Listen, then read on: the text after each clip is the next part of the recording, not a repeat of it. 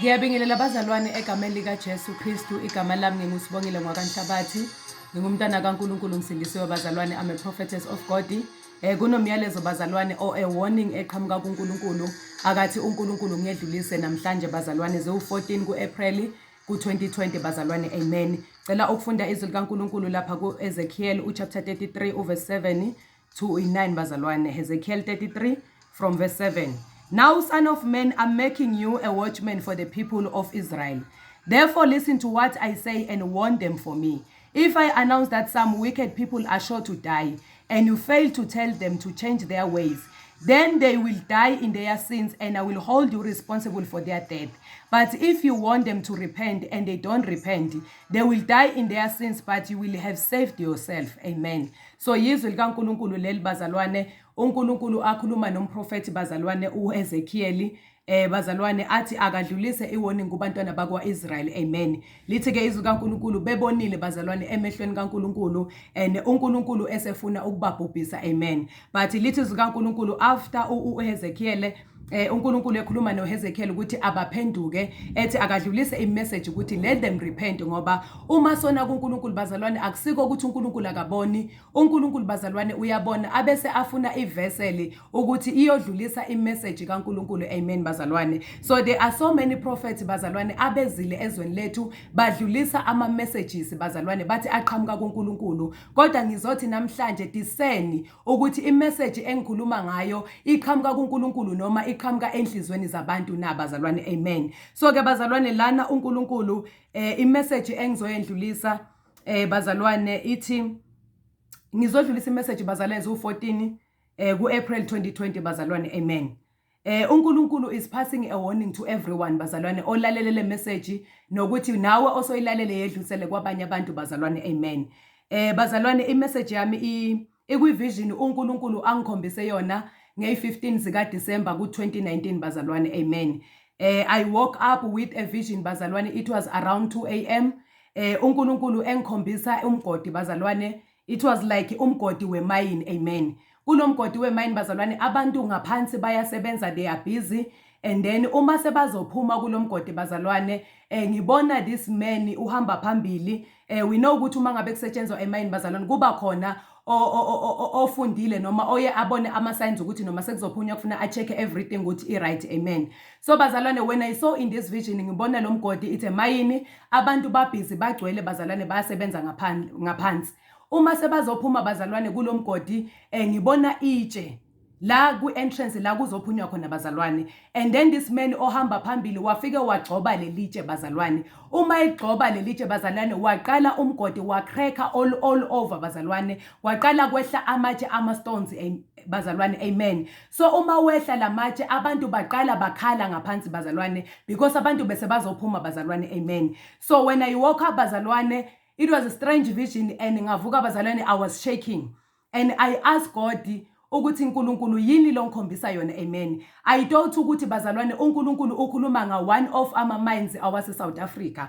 Then I pleaded kuNkulunkulu ngathi Nkosi ngikhombise ukuthi lento ongikhombisa yona ikiphi indawo. As much as ngimncane kodwa I will go ngiyokhuluma imessage yakho kulabo bantu labo, ngiyodlulisa le warning ukuze abantu bakho bangafi bazalwane. Amen. Kwaba i-response yami bazalwane uma ngivuka kule vision. Amen. So when I was checking bazalwane ngavuka ngathandaza. Uma ngithandaza, you know i-presence kaNkulunkulu ukuthi is too much ngalendlela yokuthi kuba ngazi ukuthi lento oboyibona embonweni iyenzeka life. Amen. So bazalwane after praying bazalwane ngayibhala phansi i-vision leyo bazalwane nge-15 zika December. Then I keep on asking God ukuthi le message bazalwane ithini bazalwane. Amen. I-meaning yakhona ithini. Amen. So bazalwane as insuku ziqhubeka praying to God bazalwane, if i-message uNkulunkulu ayilethile, uma isikhathi sekufanele yedlule, uNkulunkulu gives a meaning to that message. Amen. So bazalwane, when I woke up namhlanje, uNkulunkulu is giving them the meaning of that message engayibona nge-15 bazalwane. Uthi uNkulunkulu njengoba ngabona umgodi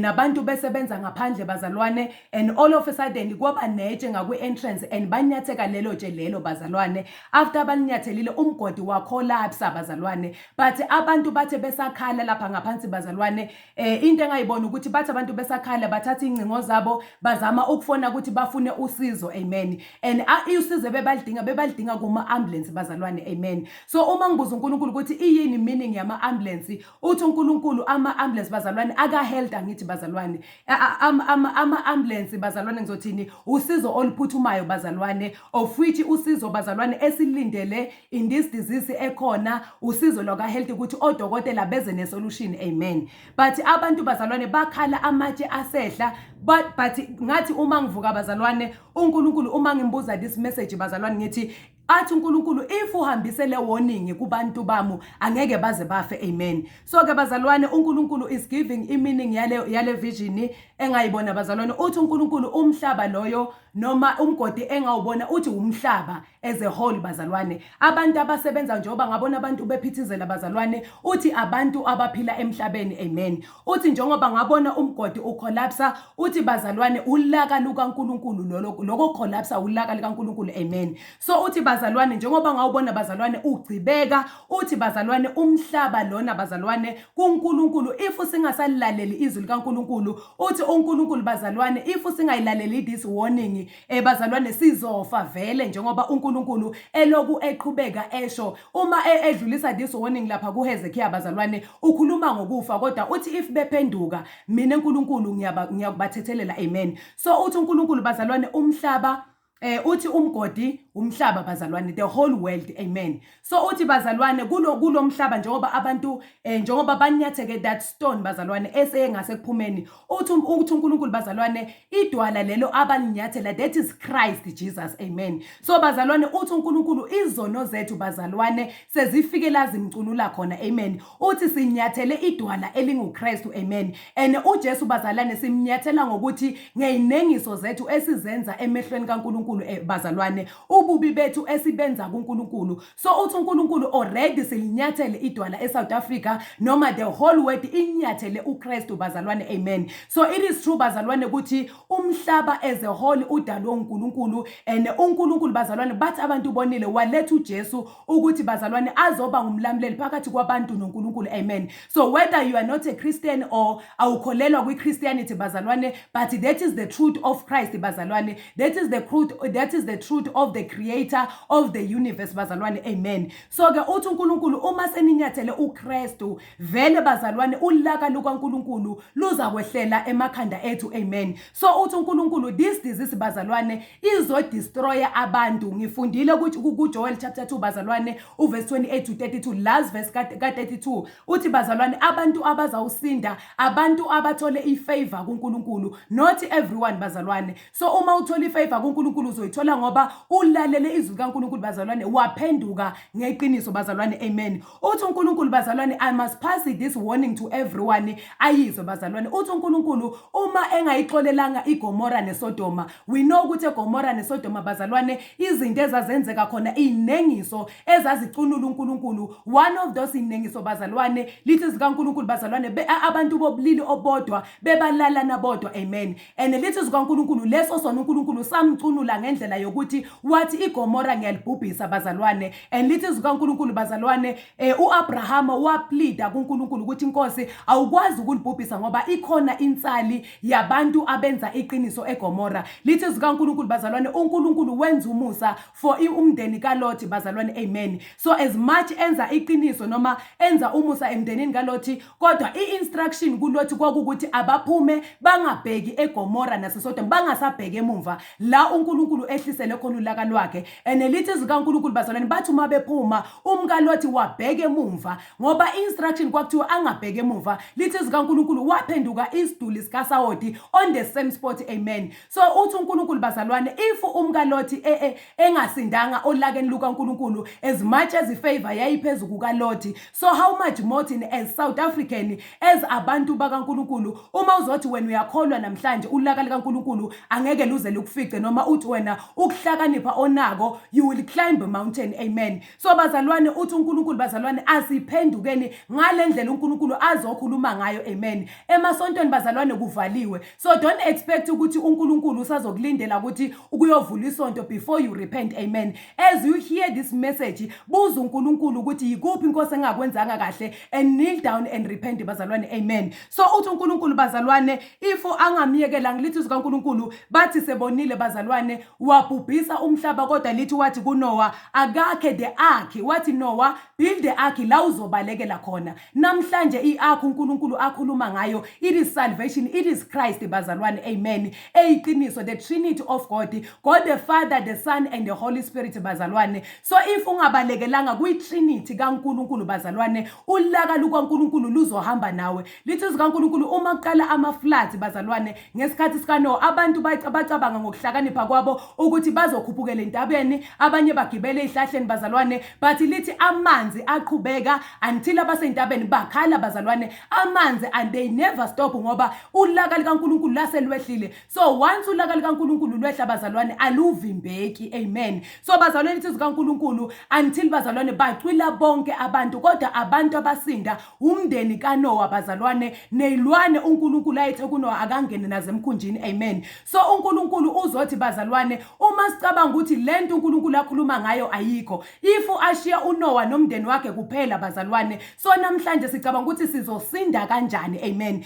So uzothi uNkulunkulu let us pay attention, the whole world must pay attention ezwini likaNkulunkulu naseqinisweni likaNkulunkulu. The whole truth bazalwane is in Jesus Christ, him alone. Amen. So uNkulunkulu bazalwane ukhuluma ngendaba kaFaro. I'm quoting these people bazalwane la uNkulunkulu ehlisela ulaka likaNkulunkulu khona. Amen. So lana bazalwane lithi izwi kaNkulunkulu uFaro abecindezela abantwana isizwe sikaNkulunkulu. Amen. After esicindezele kwafika la uNkulunkulu ezwa ukukhala kwesizwe sakhe khona. Amen. Njengoba ngishilo ngathi kunabantu ababulewe in our countries or even other countries aba innocent and igazi labo liyakhala emhlabathini bazalwane. Amen. So uNkulunkulu yingako ehlisa lo laka lwakhe. Amen. Lithi ke zikaNkulunkulu bazalwane uFaro esacindezela abantwana bakwaIsrael sizwe sikaNkulunkulu ngoba bakhona abantu abangacindezelwa, but once wacindezela into kaNkulunkulu noma iqiniso likaNkulunkulu you are against iwili kaNkulunkulu. Amen. So ke lithi zikaNkulunkulu bathi besabacindezela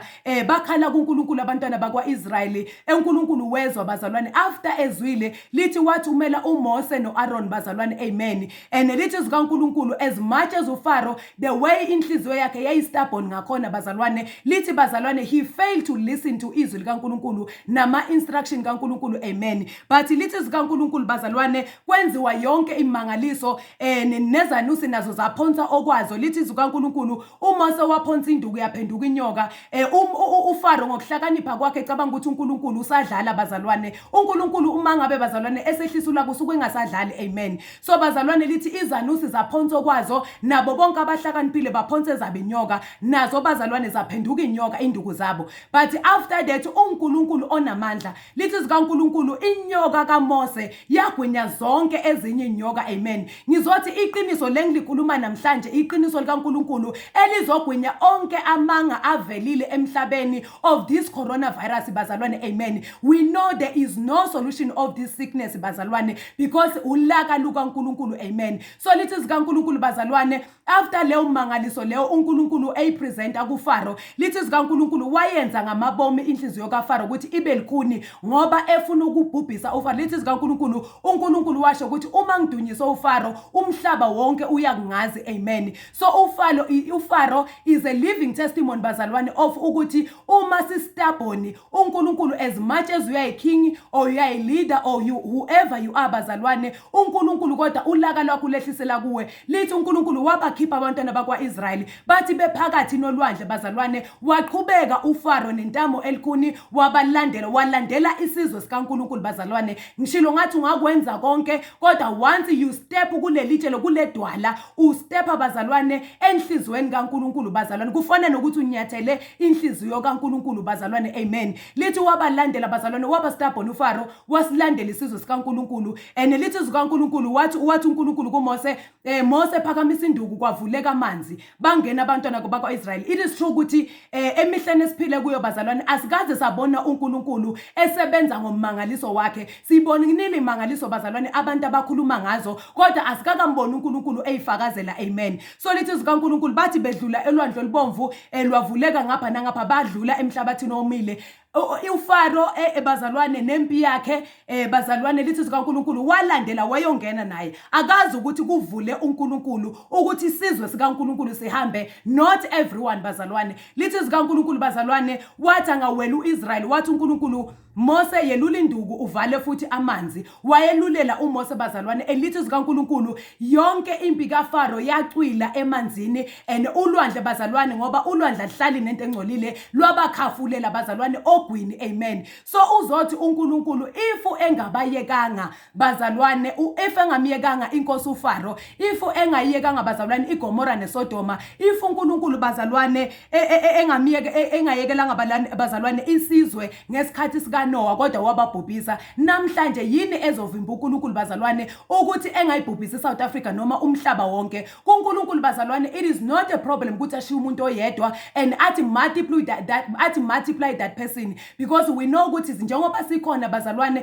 Lithi zikaNkulunkulu uNkulunkulu wadala uAdam yena yedwa bazalwane. Amen. Akadalanga abantu abaningi kangaka, and bonke abantu baphuma kuphi? Kumuntu oyedwa bazalwane. So ukhombisa ukuthi uNkulunkulu onamandla okwenza things that are impossible to a man but zibe possible kuNkulunkulu bazalwane. Amen. So bazalwane uNkulunkulu sengcina nje bazalwane is giving me scripture la uNkulunkulu khona ekhuluma King Nebuchadnezzar bazalwane. Amen. Lithi zikaNkulunkulu bazalwane wabeka ithixo ezweni ngoba ephethe bazalwane. Amen. Ukuthi abantu bakhonze lezo ithixo lezo. Amen. Lithi zikaNkulunkulu bazalwane oDaniel abathandaza kuNkulunkulu ophilayo bazalwane, noShadrach noMeshach noAbednego, they never bow kulezo ithixo lezo ezazibekiwe. Lithi zikaNkulunkulu bazalwane baphonswa emlilweni bazalwane, but lithi zikaNkulunkulu uNkulunkulu wavela bazalwane. Amen. And after uNkulunkulu esevelile, abantu abasave uNkulunkulu ilabo abakholwa yizwi lakhe ngokweqiniso. Lithi zikaNkulunkulu wathi emehlweni ami Shadrach, Meshach and Abednego nibonakele ningenasono eDaniel. Ingakho uNkulunkulu wabasave abazalwane ngoba ababhawanga kwisithixo. We know that our God is a jealous God. Amen. So uma sesilahle imiso zikaNkulunkulu, uNkulunkulu vele bazalwane will discipline uzosdisciplina ngendlela ebuhlungu bazalwane. Amen. And lithi zikaNkulunkulu waqhubeka uNkulunkulu wadlulisa ama warning bazalwane King Nebuchadnezzar. Amen bazalwane. And lithi zikaNkulunkulu he was having abebona ama strange visions and dreams.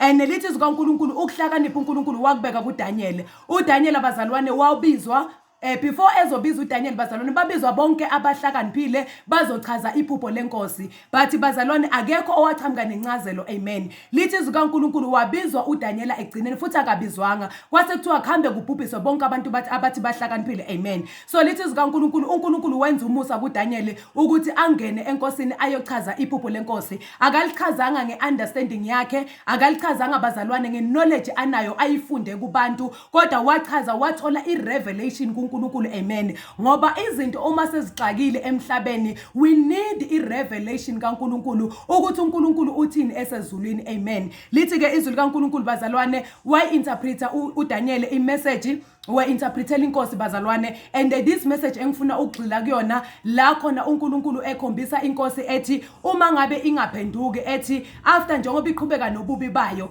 ethi uDaniel ubona isihlahla sikhathwa bazalwane sasala nempande. Amen. So ethi uNkulunkulu uzokhatha wonke umbuso King Nebuchadnezzar bazalwane. Amen. And lithi zikaNkulunkulu uNkulunkulu into ayisho kuKing Nebuchadnezzar as much as inkosi, lithi zikaNkulunkulu wathi uzawuphenduka isilwane endle. Uma sekaze wazi waphenduka isilwane, then uyothi makabuya lapho bazalwane uyomazi uNkulunkulu ophila ukuthi ngempela kunenkosi ephila, kunenkosi yamakhosi. Amen. So uNebuchadnezzar bazalwane, King Nebuchadnezzar waba stubborn bazalwane kuNkulunkulu, and uNkulunkulu wamshintsha wamenza isilwane. Umbuzo engizibuza wona ukuthi abantu akasebenza nabo lapha phezulu bebathi inkosi yabo ikuphi the time esesilwane bazalwane. Amen. So bazalwane ayikho into ehlula uNkulunkulu when we are being uma ngabe bazalwane sesonile emehlweni kaNkulunkulu bazalwane, uNkulunkulu is doing whatever afuna ukuyenza ngoba there is nothing impossible with God bazalwane. Amen. Uma uNkulunkulu bazalwane efuna ukushintsha umuntu emenza inkomo uyakwazi ukumshintsha.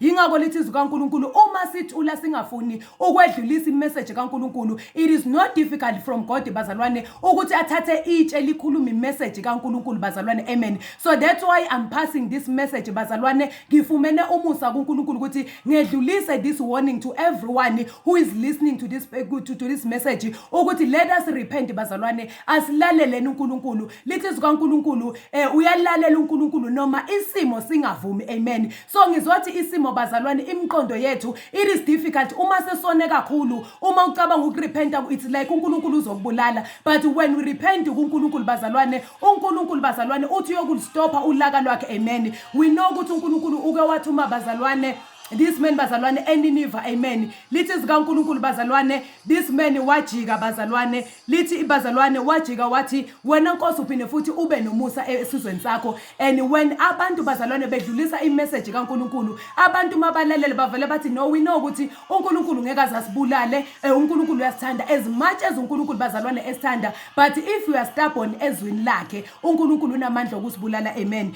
But lithi zikaNkulunkulu uJona bazalwane wathi sebalekile uNkulunkulu wamfosa ukuthi hambisa imessage kaNkulunkulu. After emixile bazalwane eNineveh, lithi zikaNkulunkulu baphenduka eNineveh and uNkulunkulu akangababhubhisa. So ngizothi mina uNkulunkulu idecree uyayikhipha ukuthi iSouth Africa izofa, but uthi futhi khona lapho if we repent bazalwane, uthi uma sizosithoba emehlweni akhe uzojika bazalwane. Uma ngabe ajike eNineveh, lithi zikaNkulunkulu iNineveh yayonakele ngalendlela ukuthi yayiseyimcasule kakhulu uNkulunkulu. Amen. So bazalwane uzothi uNkulunkulu as much as edlulisa lo myalezo wokufa, kodwa uzothi if sizophenduka bazalwane, angikhulumi ngokuya emasontweni bazalwane. Amen.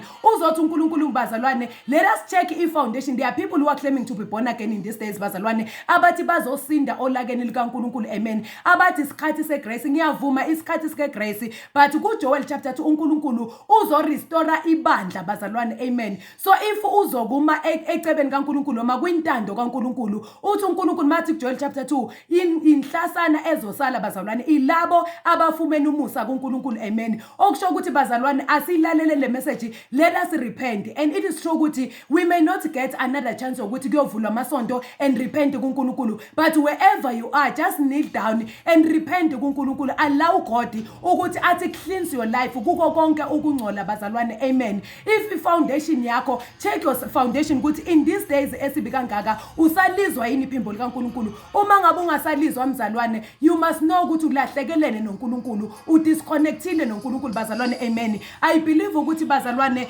ngesikhathi sikaNoah, lithi zikaNkulunkulu bebephuza bedakwa kunemishado, injabulo yayiningi emhlabeni wonke bazalwane. Amen. And uNoah ubhizi wakha iark bazalwane, abantu babhizi bayajiva benza konke bazalwane. People today are indoors, they are doing their own things bazalwane, they are busy eating everything abayifunayo, but uNkulunkulu uzothi bazalwane, let us stop everything and repent kuNkulunkulu. Asikhale kuNkulunkulu. Abantwana bakwaIsrael uma sebonile bazalwane, lithi zikaNkulunkulu kwakumemezelwa ukuzila emhlabeni wonke, nabantwana abancane bebezila bazalwane, nezilwane zizila, everything izithobe kuNkulunkulu. Lithi zikaNkulunkulu bazalwane bebabheka phansi ubuso babo babeke emhlabathini ogandayiwe. Just imagine ipain elapho bazalwane. So that is truly repentance uNkulunkulu ayifuna bazalwane. Ngeke sikwazi sithi bow our heads singakamlaleli uNkulunkulu bazalwane. Amen. Njengoba uNkulunkulu athi bazalwane iminikelo emthokozisayo ukuthi kunakekelwe abampofu, kuxegiswe ijoka bazalwane ebantwini abacindezelekile bazalwane. Uma kunesizwe sikaNkulunkulu kunabantu abacindezelekile, surely ulaka likaNkulunkulu vele luzokwehlela kulabo bantu labo bazalwane. Amen. So bazalwane uNkulunkulu yileyo message athi ngedlulise ukuthi ulaka likaNkulunkulu bazalwane lento esibonayo uNkulunkulu uyambulile. There are a lot of people esebakhulumile bazalwane. Amen. ukuthi ulaka likaNkulunkulu leli bazalwane. So if uNkulunkulu athi let us repent, ngizothi South African let us repent sibuyele kuNkulunkulu. Ngizothi Mzansi Africa let us repent. Ngithe mina iSouth Africa ibase yayo noma isekelo yakhelwe kuNkulunkulu. So as much as ithina new generation singayifuni into kaNkulunkulu, but it is a must from God ukuthi sibuyele kuNkulunkulu bazalwane. Amen. Lithi zikaNkulunkulu abantwana bakwaIsrael ezibahamba in the wilderness bazalwane bebafa kwenzeka everything, but lithi zikaNkulunkulu uNkulunkulu wathi ngiyawufaka umthetho wami omusha bayawungazi mina uNkulunkulu. Amen. So uNkulunkulu bazalwane ukuthi simesabe uNkulunkulu uyakwenza bazalwane. Wonke umuntu akekho umuntu ongalazi iqiniso likaNkulunkulu, even ingane encane iyalazi iqiniso likaNkulunkulu bazalwane. Amen. So kunaloko ukuthi bazalwane if uNkulunkulu bazalwane engabayekanga abasendulo pho thina siyawusinda kanjani olakeni kaNkulunkulu. That is the message uNkulunkulu akathi ngedlulise. That is the last one uNkulunkulu ayibuyise namhlanje bazalwane. Wathi warn them again because of the vision that I gave you ngoDecember ukuthi ulaka lwami ngilo lolu and they will die. Njengoba ngabona abantu bethatha amafoni babhizi bazalwane, it is true ukuthi these days abantu bahlele emafonini badinga usizo bazalwane ukuthi uma kuzwakala ukuthi China has the solution, everyone like China help us, kodwa ngizothi solution ikuNkulunkulu bazalwane. And those people who were crying bazalwane beshona phansi kwakusenzeka ama-crack, and njengamanje bazalwane abantu they are dying ukuthi we are not aware of it, but njengoba kusenzeka ama-crack sisaqhubeka sisafuna usizo bazalwane to other people. Kodwa uzothi uNkulunkulu let us pay attention. Usizo alukho kumuntu, usizo lukuJehova odale izulu nomhlaba, usizo lukuNkulunkulu bazalwane ongaphezulu kwezinto zonke, uNkulunkulu okwazi ukuhlula inqondo yomuntu. Let us allow that God bazalwane athi give us the solution. Let us allow that God uma kathi asirepente bazalwane asirepenteni kuNkulunkulu ukuze isizwe sethu bazalwane siphile ilawo mazwi bazalwane. In the name of Jesus be blessed bazalwane as you are listening.